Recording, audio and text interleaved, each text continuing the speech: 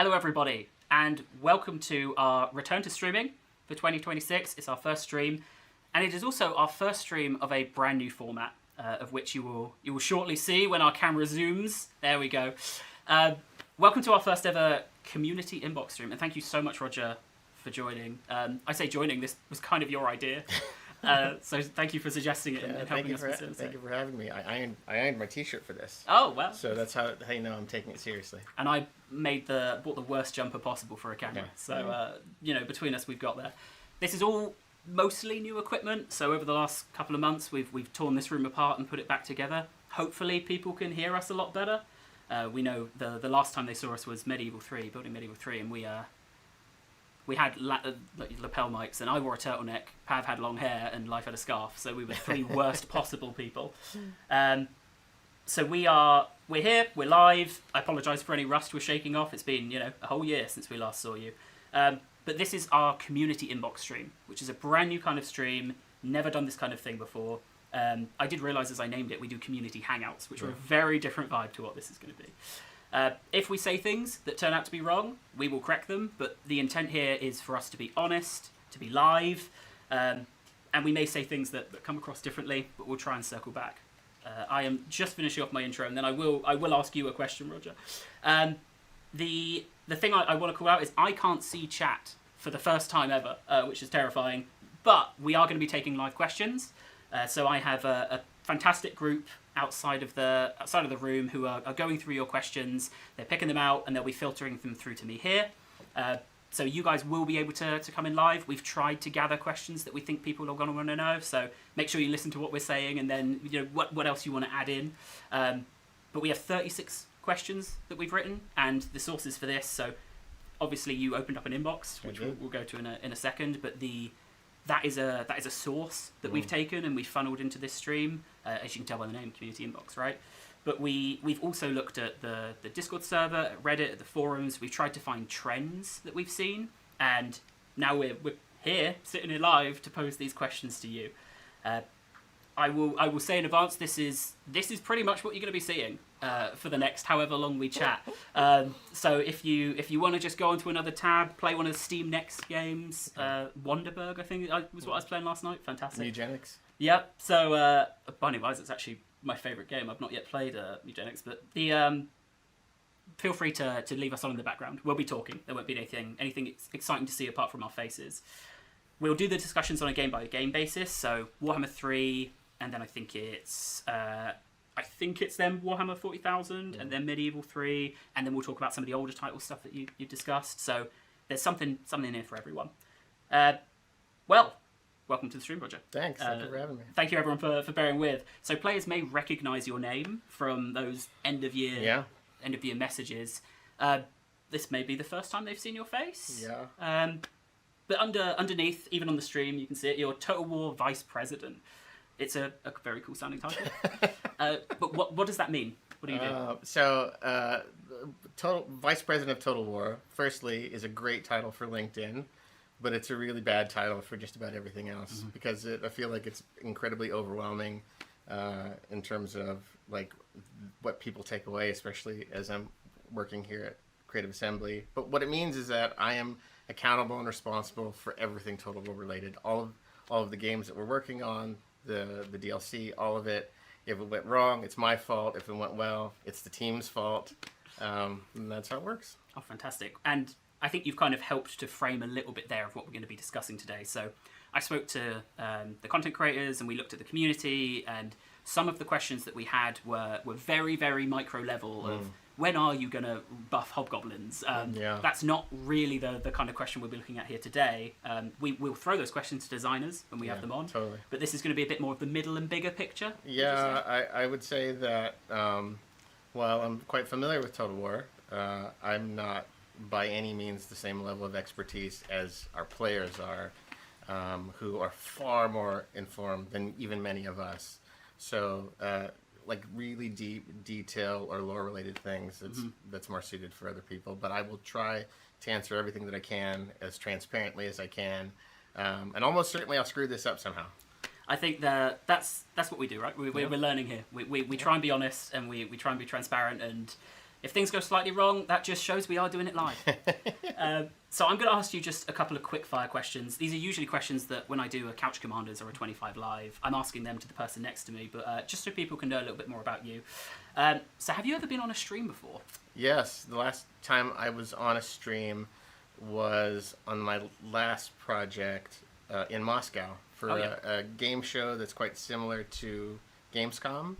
And it was all in Russian. I don't speak Russian. They asked me questions in English, and they translated everything from Russian. So that was the last time I have done anything like this. That's it, Igramir. Yeah, it's quite interesting. I very nearly went there. It's lovely. And what's really great about going to these places is that gamers are just gamers. Like, people who like video games, they all kind of are the same. And so, yeah, it was a super cool experience. Well, speaking of then, my next rapid fire is, what is your favorite Total War title? So this is a loaded question that I'm sure everybody wants a very detailed answer. Look, the game that I have the most hours in is Warhammer 3. It's an awesome game. I've spent many hours playing it, and I just kind of play everywhere. Honestly, I'm a terrible Total War player. Well, you haven't seen some of the streams I've put out. If people want to see me stumble around and be bad, I'm happy to do that, but I am very bad. It's I actually saw there was a comment on one of our last streams, which was, I love watching Josh play because he just recruits things at random. I don't. I'd like to think that I have a strategy behind what I'm doing, but then I looked at the clip and it was me saying, sometimes I just recruit things at random. So I think all of us relate to, none of us think we're the best player. But that's Total War. What is your favourite game that isn't Total War? So my favorite game that isn't Total War, so I play a lot of games. Right now I'm playing Returnal, which is super cool. That's such a great game. Although I'm also very bad at that. I didn't beat the first boss until I was 7 hours in, so please feel to make fun of me in the chat for that. One of the games I've played the most of ever is Oxygen Not Included. I think I've clocked 3,000 hours on that. Probably 2,500 hours on Final Fantasy 14. Probably 4,000 hours on Final Fantasy 11. But I played just about everything. Yeah. I mean, thousands and thousands of hours on strategy games. Yeah. Thousands of hours in Civ. Civ, is that your favorite non-Total War strategy game? For sure. Yeah, Civ 4, 5, and 6. Probably 4 being my favorite. Oh, yeah. I'm more of an Age of Mythology person. So we've spoken a little bit about your job. What is your favorite part of your job? Oh, my favorite part of the job, this is going to sound so dumb, but honestly, genuinely, my favorite part of the job is just getting to make video games. I mean, I worked for 6 years flipping burgers at McDonald's. I worked, as a secretary in government, and the fact that I get to make video games is such a completely wild thing, and that I've been doing it for 20 years is absolutely mind-bending. They say do what you love, and it really is that. Like, I'm never not happy to be working, and that's really bad because my work-life balance is terrible. I have a really unhealthy relationship with work, but it's making games, so it's hard to be sad about that. I fully understand that, and I have a good segue here of, I also love what we do, and that's why I spent 3 hours last night getting a plugin for those transitions. And I see Adam asking about it in chat. Dom, our producer, I say to you directly, you can't turn them off, so don't try. I've hard-coded them in. I'll do it for the next stream. So that's your favorite part of the job. What would you say the biggest challenge of your role is? Oh, the biggest challenge of my role is, so one of the things that I've really learned in the 3.5 years I've been sort of responsible for Total War is, and this is going to sound like I don't know, that I'm being disingenuous, but I mean it, is the relationship that we have as developers making games and the relationship that we should have with our community. That sounds totally scripted and like I'm making that up because people are watching live, but if you ask me this privately, I swear to you, I would say this just the same. It is so fascinating where the games industry has gone, especially the relationships that game developers now have to have, and rightfully so, with our audience, and getting that balance right between doing what's right for our games and doing what's right for our players is such a fascinating problem to solve. This is why I'm so happy that you started streaming, and I was a huge advocate in the background, because this is so important for us to just connect with people who really just care about the same things that we care about. And it's that has been an incredibly fascinating problem. But there's thousands of problems. Yeah. I mean, I was going to say, you may not be able to prove it, but I can. You have been a massive advocate for streaming, and it's as I say at the start, you suggested that we do this stream. So fantastic to have you here, and thank you for all of the support for it. So we are going to start moving on to onto games soon, but I wanted to first talk about the emails. Yes. So in the end of year message went out in December, you put an inbox there that people could email you at. What was it that led you to opening up that email address? For one, I'm a sucker for punishment. But honestly, I've gotten 1,000 emails probably, and they've all been lovely. I mean, they've been majoritively absolutely lovely. I mean, more than half are incredibly critical, but they're all really, really constructive. I've tried to answer as many as I can. I've forwarded many to the team in order for people to see. I just want to be more connected to the things that we do, honestly. And I get to have the email address roger@totalwar.com, which is super awesome. I mean, obviously that's not my work address, but because I have to separate those two, otherwise I won't be able to do work. But all those emails that come to me, nobody answers them but me. Yep. I'm the one that reads them. I'm the one that responds to them. It is genuinely me. If we are having a conversation, I'm the one. Yep. So, and to that point, I can't reply to any of those emails. That's right. But we did get access to an anonymized version of some of the subjects of them to look through for the trends and the questions today. So I'll chat a tiny bit more about that, but the context being we have pulled out, for those of you who've joined, the questions that we see commonly asked by the community, wherever that source may be. We've taken the emails as another source into that. So this isn't just the emails. I'm not saying if you want to be on the next one of these streams, you have to email Roger. Yeah, no. We've taken questions from everywhere. And we'll also be taking questions live. So a couple more questions about them, and then we'll move on to Warhammer 3. So the first one is, I think one of the questions I saw quite frequently in those emails. Do you read these emails? Yes, I read them. You know who you are. There's one particular human who sent me 6 emails that have been like 1,500 words each and loaded with images because they have very strong feelings about Warhammer 3 and the things we should do. I can't act on unsolicited design stuff. Yep. But all of it is insanely fascinating, and I do read them. I read them all. I try to respond to them all. There is an automated reply that everybody gets that says something like, I'm just one tiny human. Please forgive me if it takes me a while to get to you, and I can't take any unsolicited design stuff. But yes, I read them, and they're a great joy. So you've touched on it there a little bit. What are the things people should avoid sending then? Of things you physically or legally can't interact with? Yeah. I can't take unsolicited design. I can't take anything that is sort of your intellectual property trying to pitch as our intellectual property. Yep. We are, after all, a business, and so there's all sorts of legal ramifications that come with that. And so as much as I'd like to be able to look at that and sort of, it's like old school record companies, and I go send my demo to the record company and then they sign you to the label. As much as I would love to have that interaction, it's just not the way it works. Same thing with job applications, I imagine. Yeah. So the flip side of that then, what are the most useful emails that you've received or that people could send? The most useful emails that people can send definitely is their feedback. What are the things that they're seeing? What is it that they want to see more of? Where are their pain points? What are the things that they like? Criticism is fine, but also knowing what people want or that they enjoy that we're doing or want us to keep doing is also very useful. So just about anything is fine. Direct feedback on designs that we have, or if they want to send us ideas about things that we've already talked about, that's totally cool. But just anything, I've had people who've sent me 2 sentences, and I've had people who've sent me 2,000 words. Yeah. Any of that is appreciated. And a ton of them I do forward and share with the team. So there's a lot of Warhammer 3 stuff that I've shared with Todor and with Rich, Med 3 stuff I've shared with Pab and Life. So yeah, just keep it coming. I mean, you shared something, I think it was yesterday, right? Of an idea for how we can do more stream communication. Yeah. But yeah, I think that's it. It's knowing where we missed up, but also where to keep going. Yeah. What's going right is also useful. Right. So how has it been reading through all of those emails? You said over 1,000 emails? It's a lot. Yeah. It's a lot. And I expect I'll get more after today, which is good. I've also encouraged our Chinese audience to send, even if it's not in English. We'll figure it out. We'll sort it.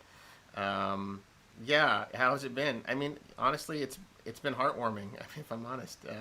I'm looking for ways on how I can kind of condense some of the information or print some of it out for the team to see, because I think it'll be really morale boosting for the team. Like I said, there's a ton of, even the ones that are with deep criticism, all of them, the vast majority have been insanely respectful and hugely constructive. So I can't thank people enough for that. Yeah.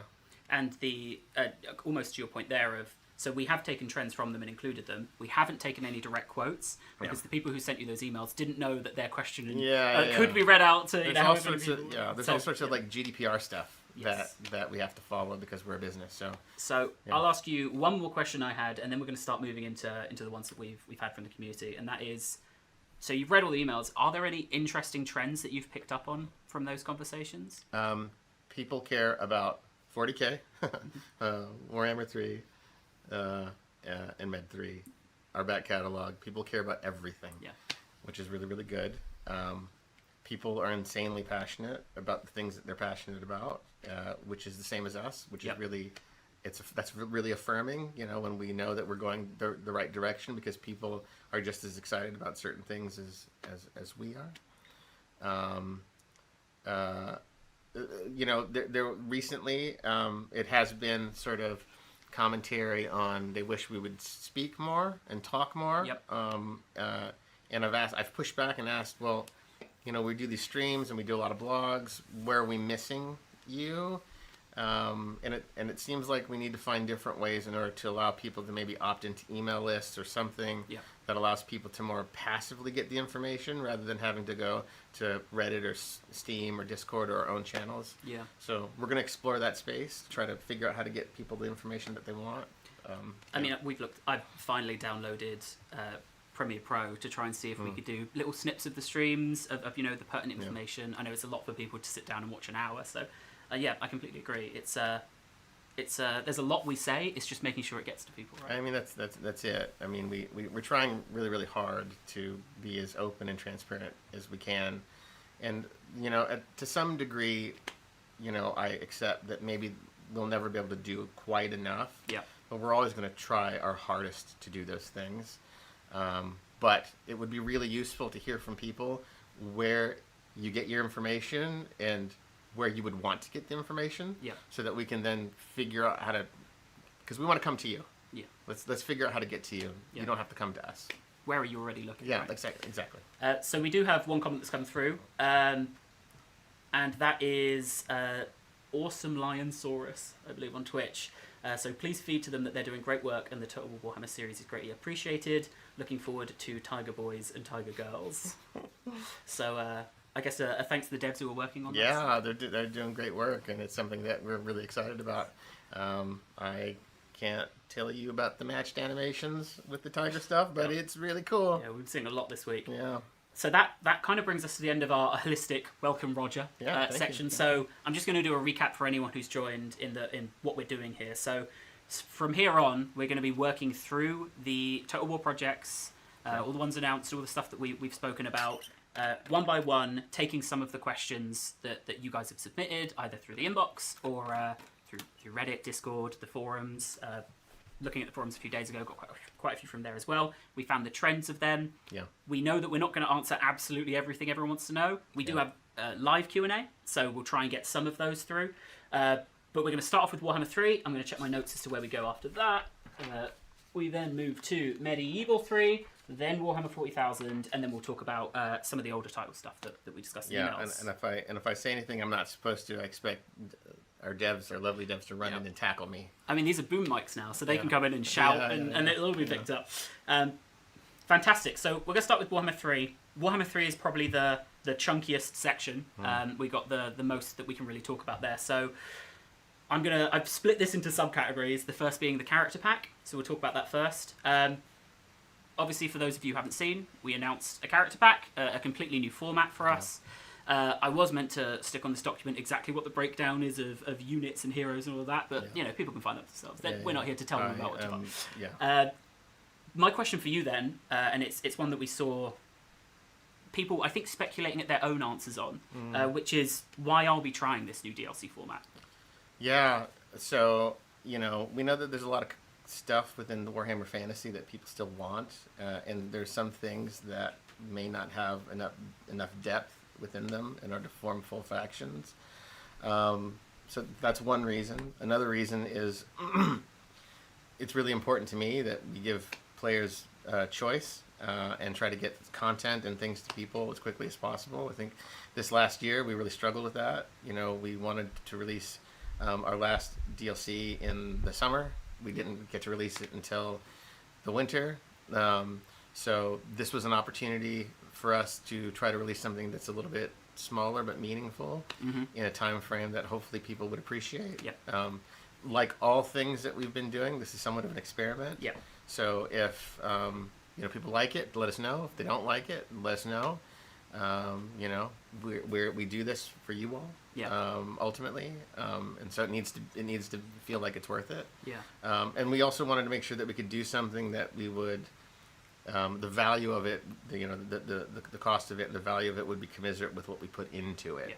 So this is not a sort of nickel and dime moment. This is, how can we bring value to our players who really want more stuff?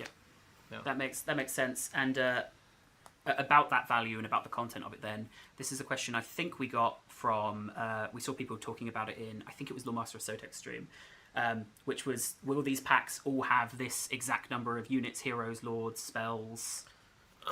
No, I wouldn't count on a pattern. What I would count on is that what we're trying to always make sure is that the things that we put in these character packs, provided that we keep doing them and that players, fans like it, is that they have value. That it's something that people want. So I think that's a great question.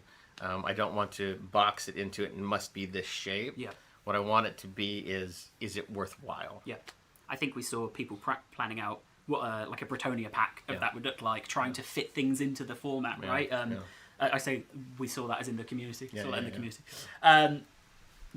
So I think letting people feel a bit more free and open with what content feels valuable and important, rather than as maybe we've seen before of like, what can we fit inside the structure? It's blow up the structure and what makes sense as value there. Totally. Speaking of the DLCs then, can you talk me through the evolution of Warhammer DLC? So from the 2 Lord packs to the 3 Lord packs, splitting those up. So if we go back into the olden days of Shadows of Change, that was a time period. Those were the dark days for us, where we really stumbled on getting the content of that stuff right with the value of the thing. And we learned a whole lot from that. The team took it very hard. I took it very hard. And one of the things that I walked away from that in my mind was, how can we make sure to offer sort of consumer choice to people? How can we make sure that people feel like when they spend their money that we really, really respect it, for one, and for two, that it's something that they actually want. So while going from 2 to 3 was sort of just a natural evolution of the kinds of things that we're sort of building at the time, it was really more so about how could we separate them out so people could choose, what's the thing that they cared about, and then they could invest in that. And that seems to be working. People seem to like that, and so it's a pattern that for now we'll continue to do as long as people think it's a good idea. Fantastic. And we have a question from chat, which is similar to the question I was going to ask next, but maybe a little bit nicer asked. So they have asked, it is Commander Bon on YouTube. Have you, and I'll ask the question, but then I'm going to position to you actually as the different version of it. They asked, have you ever considered really old characters for Warhammer 3 and future DLCs? Like, I'll have to pronounce names live. Sena's Met for Tomb Kings, or Gorfang for the Greenskins. But the question I put to you more is, how do the team go about choosing lords and content that go in? So this is interesting. So the short answer is yes, we consider those things. The long answer is that it is is a combination of things. It's what do people want to see? What is something that we can design something fun around? And then what is working with our partner Games Workshop? What's that like? Like, what are their ideas? What are we going to get, access to in order to create stuff? When you work with a partner like Games Workshop, who've been incredibly lovely for the last 10 years, with us, everything we do has to go through that lens, which is fine. They need to protect their IP, and it's an IP that we really, really care about. So there's a ton of nuance in that. Like, we look for what's fun, we look what people want, and then we ask our partner, can we do it? Yeah, and I think that I always think back to when I had a call with Games Workshop about the Toddy video we made for Silence and Fury campaign. The enthusiasm they had for that, along with us, of this is so fun. Let's absolutely do this. Anyone who hasn't seen that video should go and watch that. That's one of my favourite things I've ever got to facilitate. So talking back about this character pack then, how was the content picked for the first character pack? Oh, yeah. I mean, so it really was looking at what could be interesting and sort of left field from the things that we have normally done. I think, tiger people, tiger men, tiger ladies. I mean, that's just kind of awesome in and of itself. There was a lot of discussions that we had with Games Workshop in order to make sure that we could get the right stuff. But, it's one of those ideas that when you do it, it's like, well, yeah, duh, we should do that. And I think that's kind of where this falls into. Yeah, and I know we've explored Bashiva for a long time in that way. We didn't quite have the right packs to fit the content, because we piece together loads of different packs. There's 50 plans for packs that never get made because at the end of it we just go, it's just not the right fit. I think the most recent example we communicated out was Neferata, right? So right. They were going to be the first 3RC. We've been hinting at that, and then when push comes to shove, we go, actually, this makes more. Sorry, they're going to be a character pack, and then push comes to shove, we go, no, this makes more sense as a 3RC content. So like that, I guess Bashiva had a few different pack types, but this feels like the right fit. Yeah, and we want to make sure that we want to make sure that we can create the correct thing that's fun and has the right value. As you said, Neferata was conceptually the first character pack that we were going to do, and as we started, looking into our future content, there's like, does this actually fit thematically with this? Should we not have it over here in order to make sure that it feels in its correct place? And the Tiger Men were something that we wanted to always do. It's something that we'd been talking about for multiple years, and so this just seemed like the right fit to do it now. But as you said, we've gone through dozens and dozens of like various plannings on what should be and what should we release. Some of them get recycled years later. Some of them. I can see there's a question being typed, perhaps from our community, but so I'm going to just see if I can hold on character packs for a second in case it's related to it. But the next section we'll be talking about will be updates. Here we go. So this is actually something we'll be talking about later. So Saint Sir Nicholas on Twitch has said, will Nagash in the End Times world disasters be optional or just part of the game when the DLC comes out? That is stuff we'll talk about, not later on this stream, but later when it comes to it. So it's the kind of stuff being developed and thought about at the moment, right? Some of that stuff is a moving target. Like the packs, right? We have an intent of it, and as we play it, we refine it. That's right. So yes, that is a great question. We will answer it, but not in here while we're still considering that. So let's talk about updates. This is maybe the most granular I'm willing to get with you. So we did a Proving Grounds. I think we did 2 Proving Grounds last year. Was testing content that way successful for us? 100%, completely. I think if people who've been following along this sort of CA journey over the last 2.5, 3 years, I hope you've seen the evolution of us going through a process of, how do we deliver, things that people consider valuable? How do we make sure that we're fixing all of the right bugs and so on and so forth? Effectively, how can we make sure what's really important to me is that we're valuing people's time and money, because, people really work hard for their money, and they deserve to make sure that we're treating their time as just as valuable. So Proving Grounds is not a new concept, neither in games or for Total War, but it was important for me that we push things out in somewhat more beta-like state, so we can get feedback early rather than release something that we call final, and then people say, "Oh, that's not final. I don't like this. I don't like that." And it has been hugely successful for me because we get to have that conversation with our audience, and that's one of the things I think about modern game development that I really love. Modern game development is about having that sort of back and forth with fans, and we are building our games together. Yeah. And so Proving Grounds is about us developing together. It's not about us getting free quality assurance. It's not about us it's about how can we make sure that we all agree that the thing that we're putting together is something that's really cool. Yeah, absolutely. But we've spoken about then, and we both I think mentioned the Siege beta. Yeah. I'm not going to put you on the spot to say when's it coming out. I know that there's still discussions on that internally, and then there's a few different dates. Instead, I'm going to ask you then, what's holding it up? If we Proving Grounds it and it was successful, why is it not out there yet? Well, we have a lot going on. We have a lot going on, and as we've shown in this last update in December with Total War 40,000, with Med 3, with the end times, with the character packs, it's all an issue of prioritization, and it's just figuring out what's the right order to do stuff. It's certainly something that we're really passionate about, and it'll happen. But as game development is nuanced and complicated, and we trust the team to make the right choices so that we end up with the right outcomes. Yep.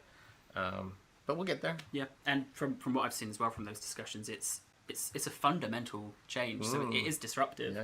I know there's discussion if it goes live or if there's a second beta, right? So we get another sanity check.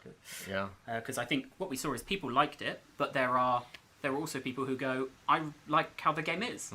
So it's making sure that we're developing for everyone there. Strategy game AI is such an incredibly advanced, sneaky beast. Yep. Like the amount of insanely smart PhD level people that we have working on AI for all of our Total War games is incredible, and these are really hard problems to solve.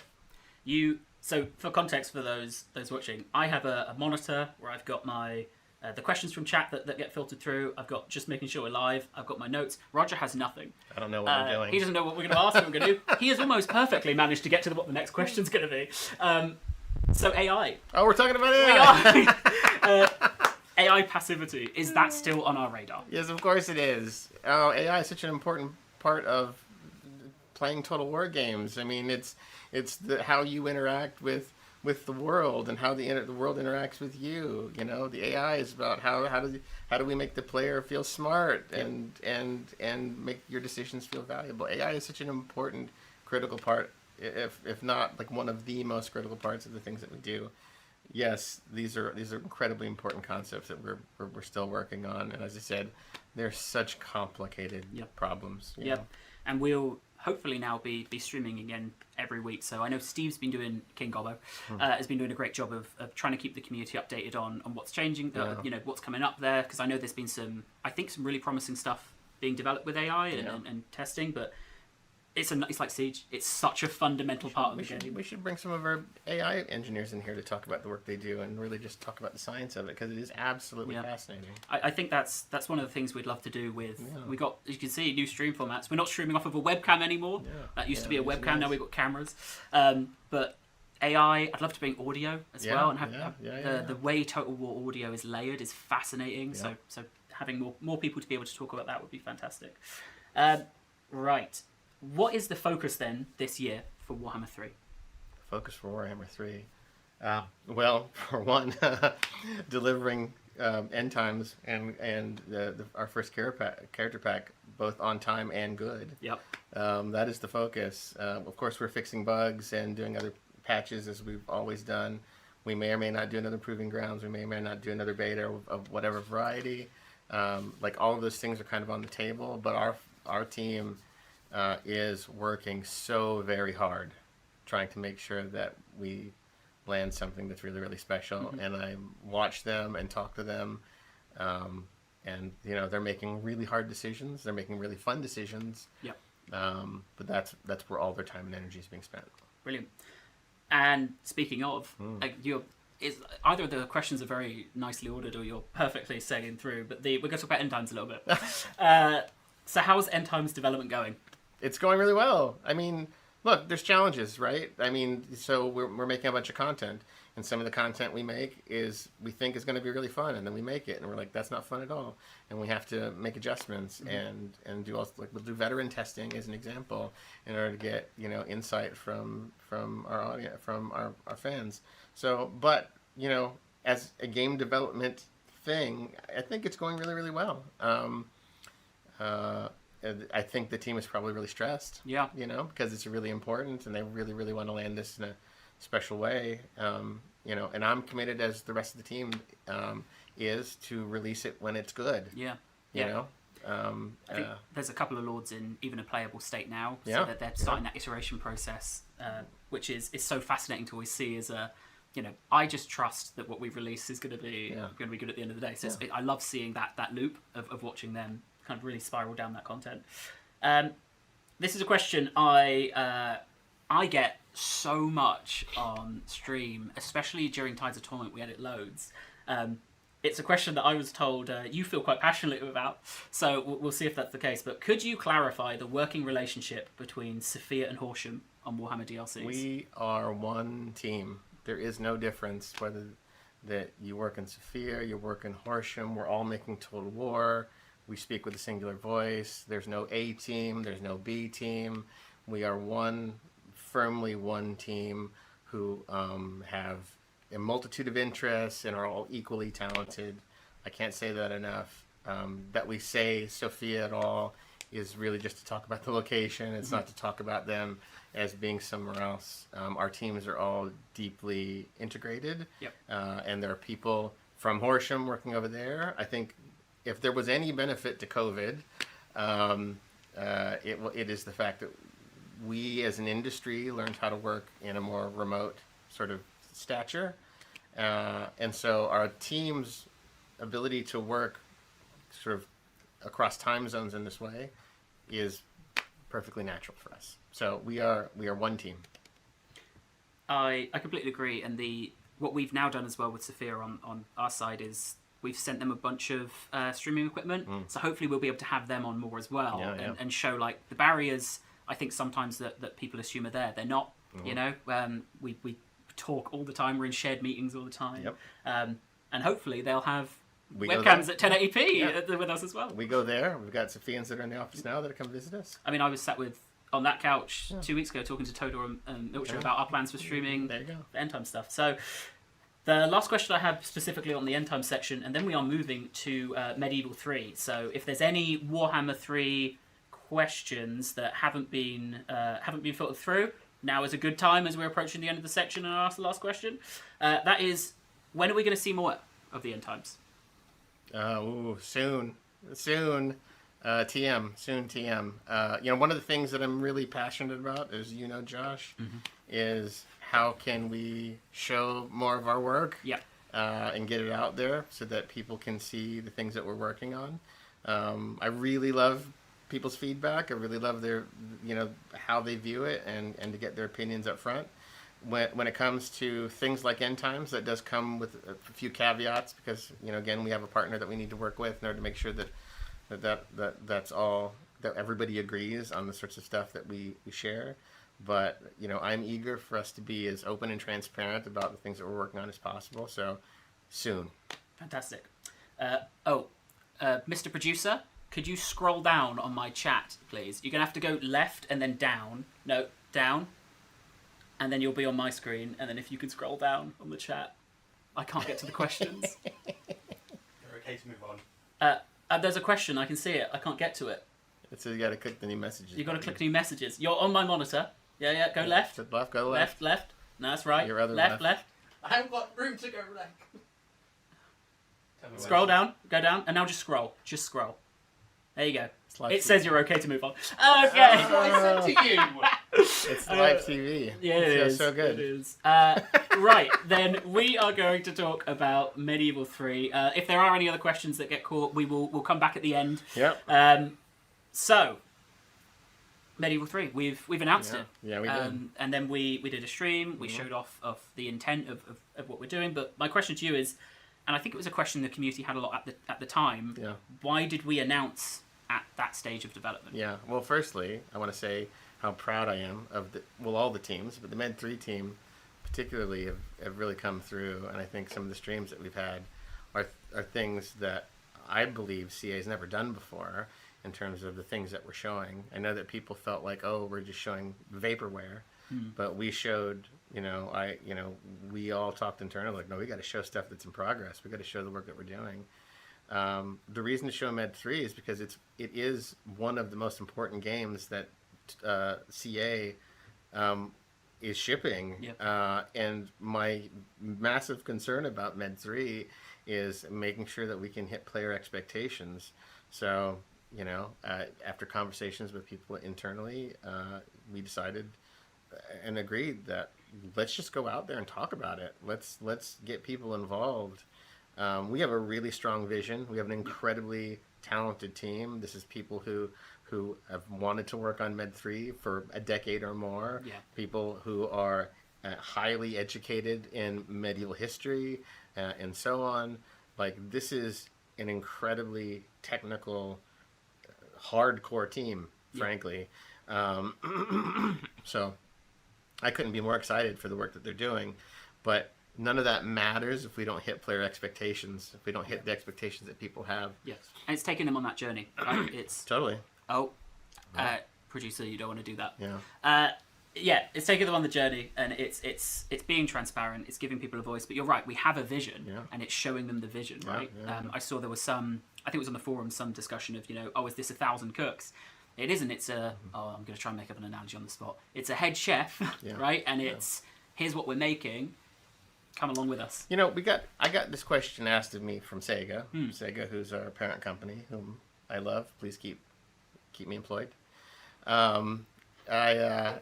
asked, when we were talking about doing this Games Together stuff, how would it not be 1,000 chefs? And my answer to that is, well, you have to employ creative people who have at least enough ego to know that they're right. Yeah.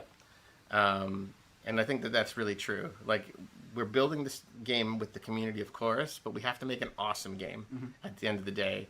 And if we make a game that is entirely crowdsourced, it will be a terrible game, I promise you. It will be a very, very bad time. So we have really smart people who have enough ego to know when they're right. Yep. Yeah, it was, I'll tell you, it was very funny when we did Couch Commanders to do, for the 25 years, we had devs on streaming. Me and Pav streaming Med 2 was, I think, the most nervous I've ever been for a stream, where obviously he's working on Med 3, I know Med 3, and every time we said Med 2, there was a twitch in both of our eyes of like, we said the right number, we're okay.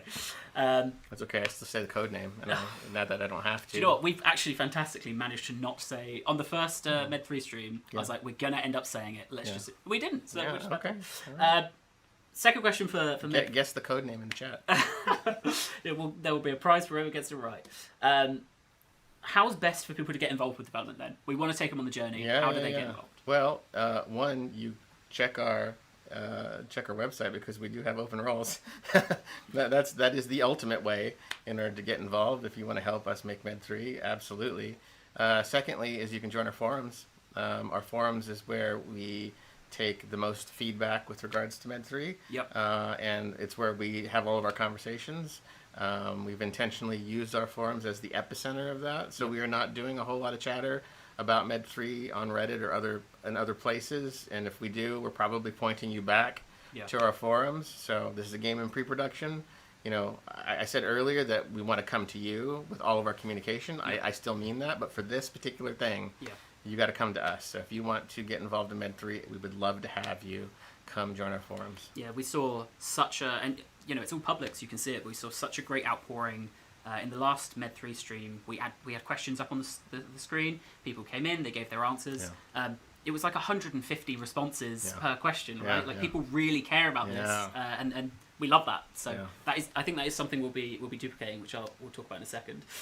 We did have a question from chat. So the question itself was from Toasty Burn Plans, which is if you're carrying over features from older titles, how do you decide?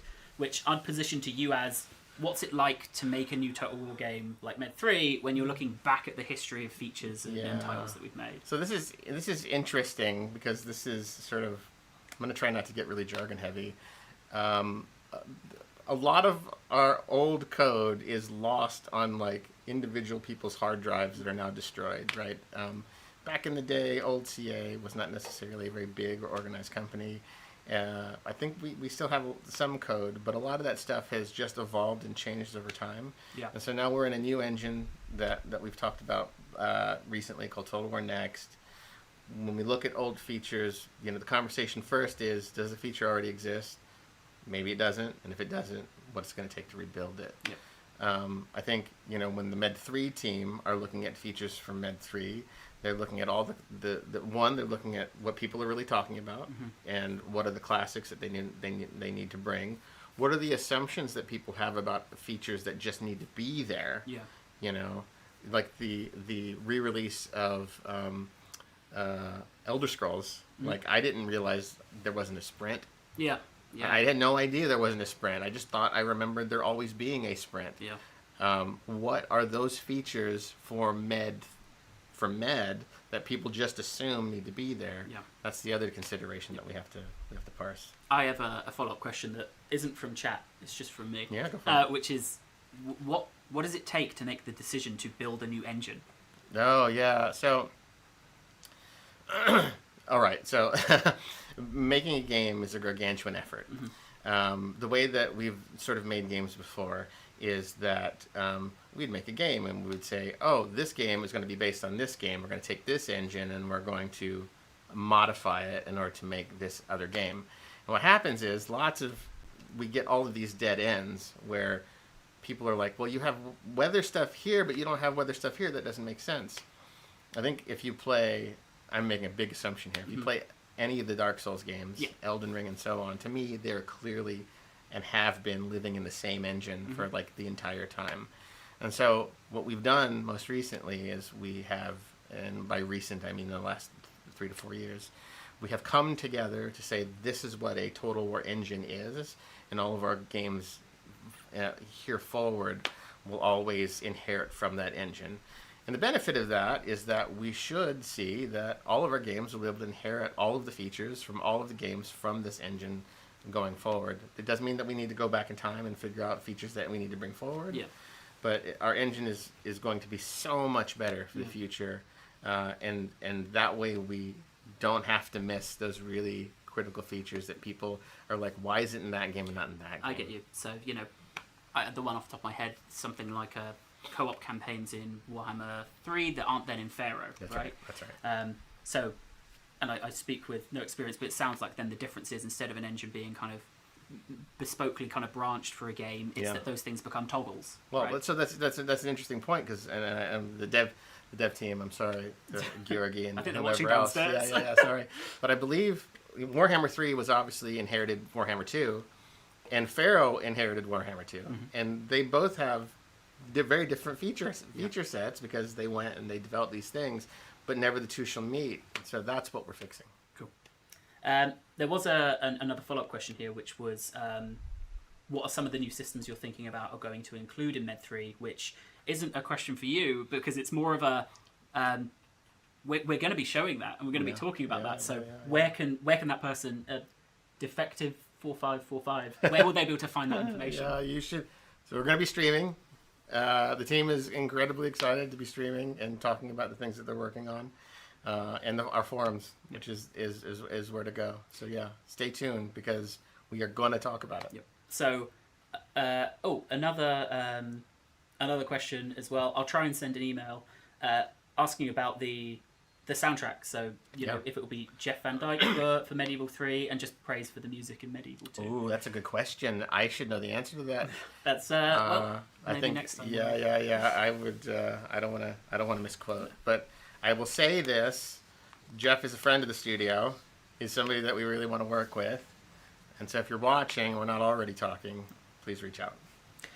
Then my last question for the Medieval 3 section. And I'm going to answer it because I've been asked by the team to say some specific bits on it. The question was going to be, when will we see more?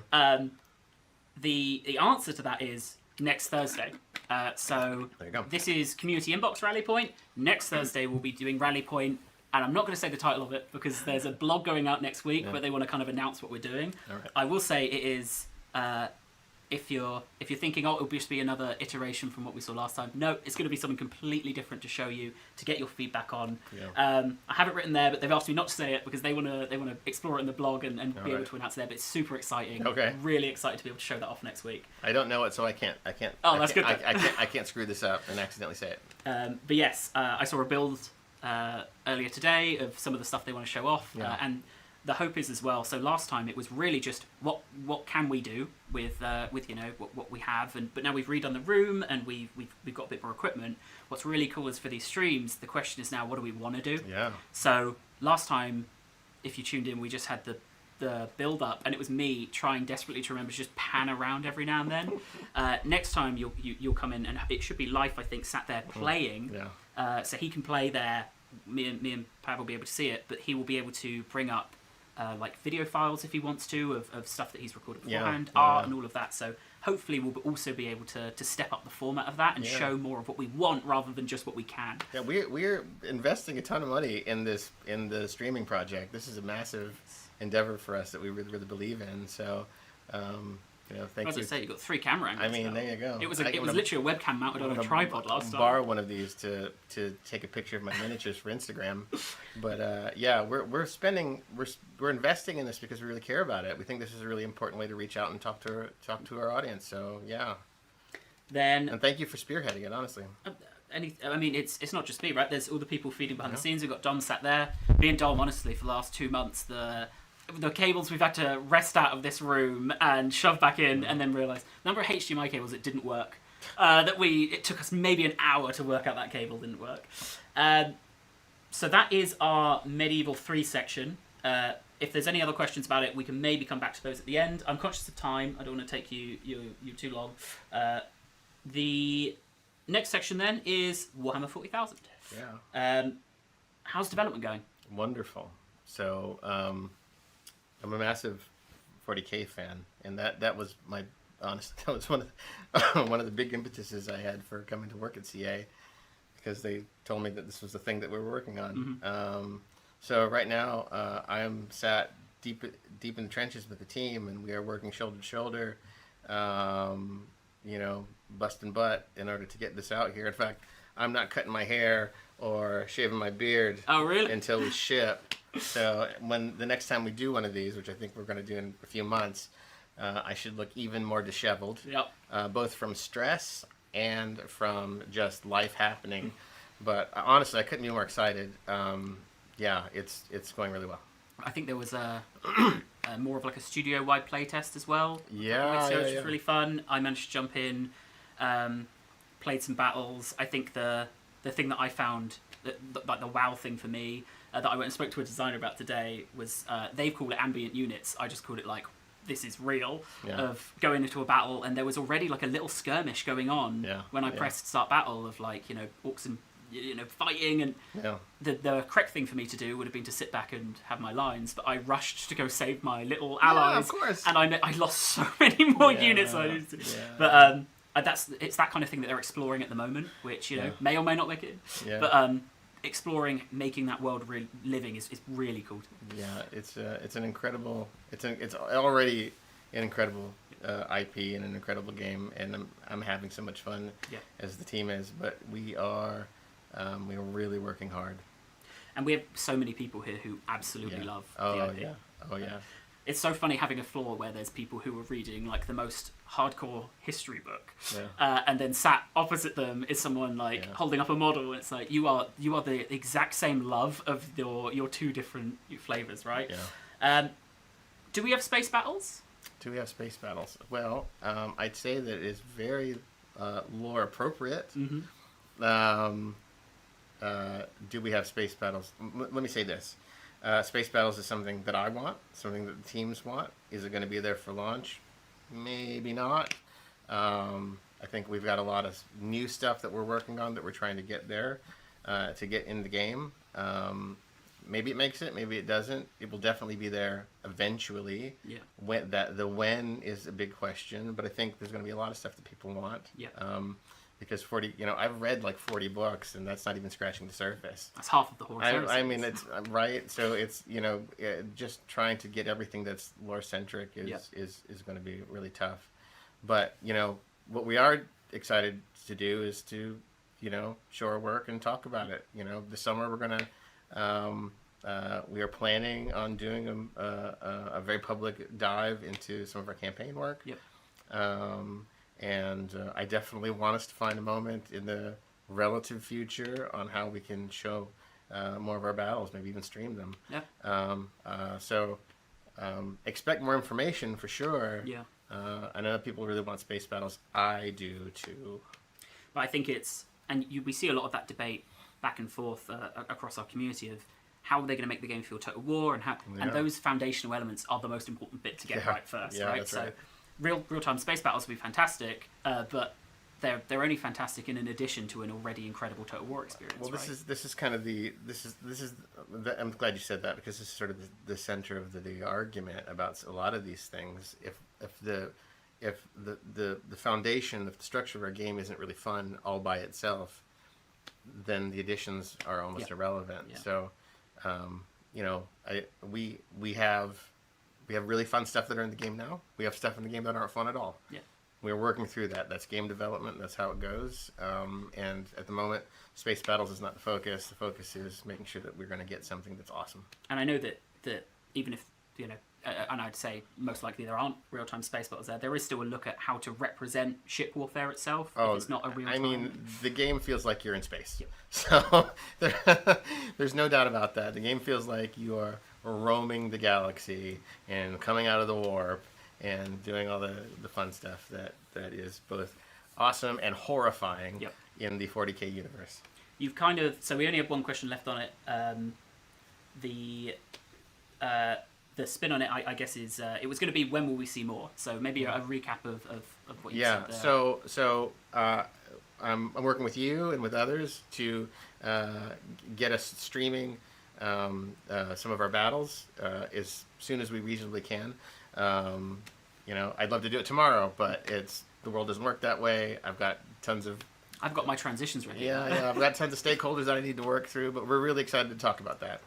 I know that people are going to really want to see campaign. We are talking about showing campaign very early summer, I think, an event, and then as soon as we release it from there, we'll probably start talking and streaming more of that stuff as we go.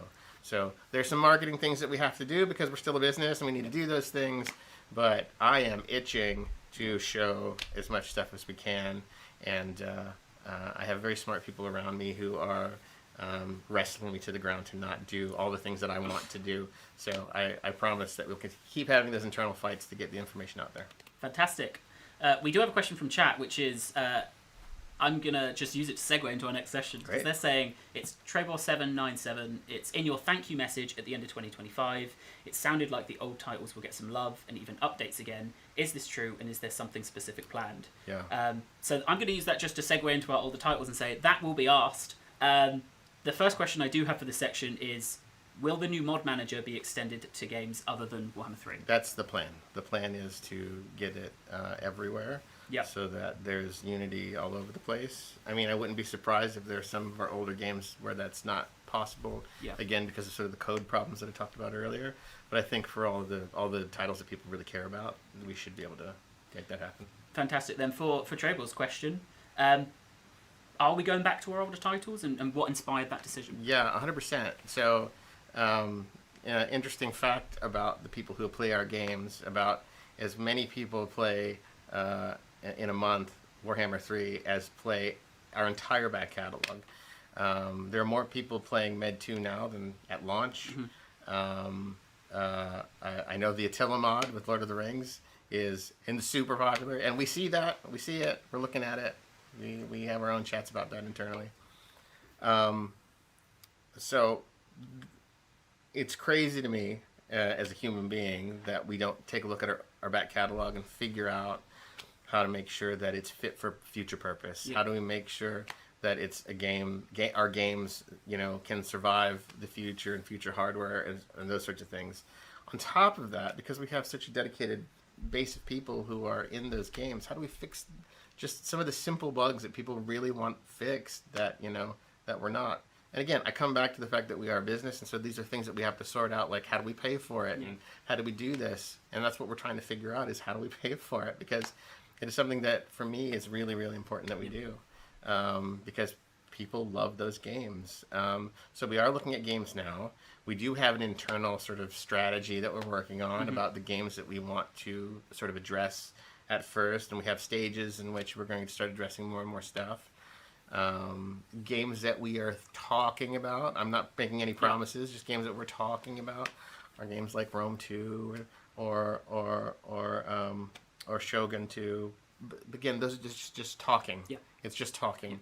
And it kind of goes back to what you said earlier as well about it's not just the desire, it's getting the tools from back then working and getting that all implemented. Well, I mean, when I think about when I think about Total War 40K, when I think about Med 3, and when I think about our back catalog, I mean, if I'm asked where do I put this human to work on what, well, that's a tough choice. I have to decide where do I place that person. So we're looking for ways in order to make it work and make it happen, because it is something that we care so deeply about.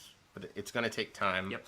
And I think I said in my thank you message that we're shooting for it, but it's a stretch goal. Yeah. So I'm hoping we get there. We have all the best intent. The spirit is definitely willing. Yep. But please be patient. It's a journey. You have answered, in that fantastic answer, nearly every single question I had on this topic. The one I will point back to, just to maybe be more explicit with then, is, so what is the intent when we look back? Yeah. Is it fixes? Is it content? Is it, something new, or So borrowed or blue? Yes.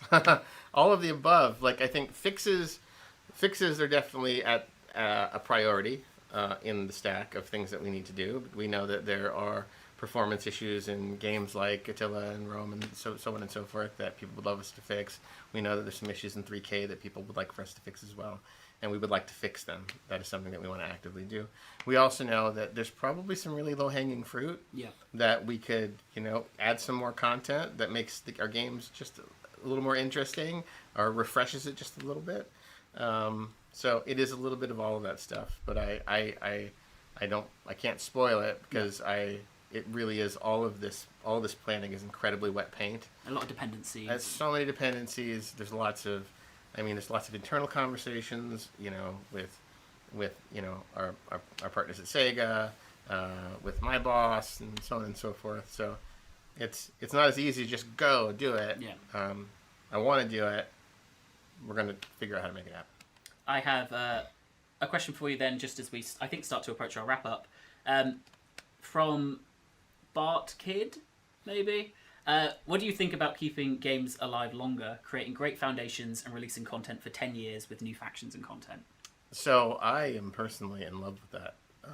I think that one of the joys about making video games today, for me as a game creator, is that relationship that we can get with our players, in which we make content and we have sort of this back and forth about what it can be. It feels like a more collaborative sort of, grassroots sort of thing, which makes me, as a game creator, brings me a great deal of joy. So I'm all for it. I know that there are people who, there's lots of questions to answer, right? Like, there are people who look at it and say, oh, well, does that mean I have to spend like £1,000 in order to get value out of being able to play Warhammer 3 as an example, because we offer so much stuff?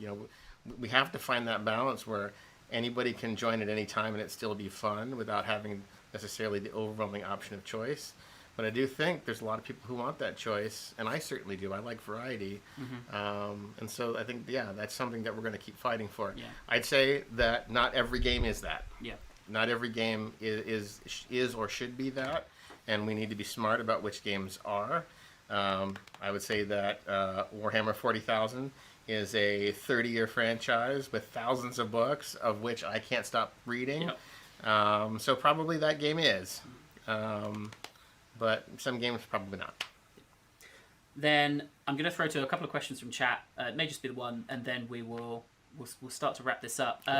The question I can see, I'm not gonna don't answer because I'm not gonna. I know you can't answer. Okay. So I'm gonna give you the positioning of how I'll ask it. Okay. The question was, if you are transparent, will you talk about cancelled Total War projects? Now I won't make you answer that, but instead it is a when you write your autobiography and you're telling all your stories about your time here.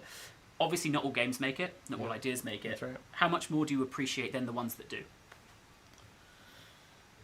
Look, I mean, games are a labor of love, but not every game can exist for lots of different reasons. I've probably worked in my career of 20 years on as many canceled games, if not more, than games that have made it. And majority of the time that they were canceled, that was the right thing to do, either because the ideas weren't good enough, there wasn't enough interest in it, so on and so forth. Yeah. It's always really hard for game creators and artists in general to murder their darlings. You know, no one likes to do that. And I've had to be on the receiving end of a canceled game, and I've also had to tell people the game is canceled. Neither of those situations are fun or good. But I will say that each of those experiences were a learning one, and games that I've made after that have always been better. And I do think, you know, all of our devs may not agree with that, but I do think you always take away something from your old work and you bring it into your new work, and it makes the next thing just that much more special. Fantastic. Then I do see there may be questions in the pipeline, but we'll start to wrap up and we'll see if they appear before we get to the end. When's the next of these streams going to be, do you think? So look, first, send me emails, write me, tell me what you want to know, tell me what you want to see, tell me what you want to talk about. I'll try to talk about all of it. I'll have a conversation as I am right now with many of you. I think it's been a huge joy to be able to do that. Let me get 1,000 more emails, and we'll come back to this in a few months and do it again. If people like this format and thought it was okay, I'm doing this because I'm trying to, one, you work so hard. You don't have to be the bullet sponge for all the stuff. If people want to know who is ultimately accountable and responsible for the things that we do, I'm the one. So if you got to be mad at somebody, I guess you got to be mad at me. But if you got to be happy with people, be happy with the team, because they're the ones that are doing all the hard work. Yep. But I am eager to talk about stuff. So send emails, and we will do this very, very soon. We called this one Spring 2026. I think the hope is maybe one a season. Yeah. I don't think it is actually spring yet, but it felt weird to call it winter. It's the beautiful sunset yesterday, the rare British sunset. So it felt like spring for just a hot second. Yeah, I learned that I every time I say a thing I learned, I know I'm wrong because someone in chat's going to correct me, but I'm pretty sure the calendar used to start with March, so spring was the very start of the year, but the Romans could only appoint generals at the start of the year, and there was like an uprising in Spain, and they were like, we need to deal with this, we can't wait 2 months. Screw it. We'll add 2 months in. They just kind of ignored winter. We'll add 2 months in, and then we can appoint them straight away. Wow. And that one rebellion in Spain is why we now have to suffer 2 months of winter at the very start of the year. Without that, this time just wouldn't exist. So, to the community, it's going to be, if they have feedback on this format, we'd love to hear it. Please. I think hopefully now they understand the kind of questions, and it's not, can you balance this unit? It's more, what are we doing with the franchise? I consider myself a hardcore gamer. With a lot of those questions, I'm an absolute idiot. Yep.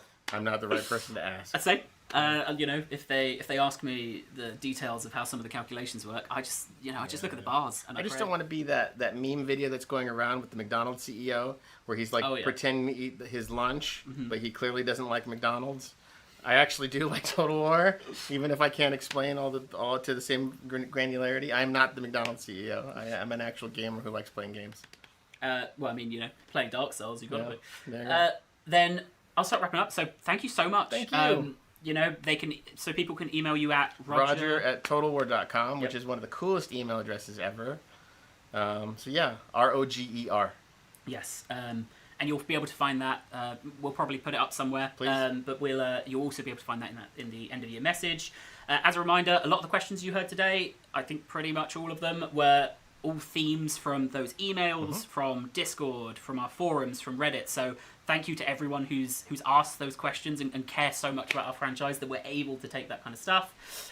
Next week's stream will be brand new Medieval 3, asking you guys for feedback about a brand new section that you wouldn't have seen yet. It's really exciting. I'm really excited to do it. We're going to have to move the couches. We'll see if we can get some new banners in time. But that'll be really exciting. We'll do more streams after that. I think the hope is at least one a week now that we've got the room like this. I've bought some displays for my house, so when I do my home streams, I don't have to have that awful circular green screen. So people will start to learn how much I like F1. But yeah, we're going to be doing a lot more streams. We're going to try and balance out ones like this, where it's a lot of talking, with ones that we're playing and everything in between. So thank you so much to everyone who said anything in chat. Our team's captured all the questions today. If there's things we couldn't answer, that doesn't mean we're not going to answer it. We're going to do loads more streams. Yep. We're going to have streams with the designers who can maybe answer some of those more specific questions.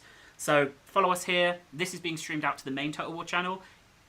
Rally points you'll be able to find here. Other streams we do on our Total War Live channel, where there'll be a VOD of this for those who've missed it.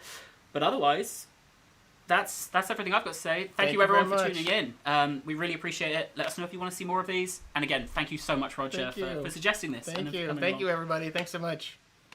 Take us out, producer.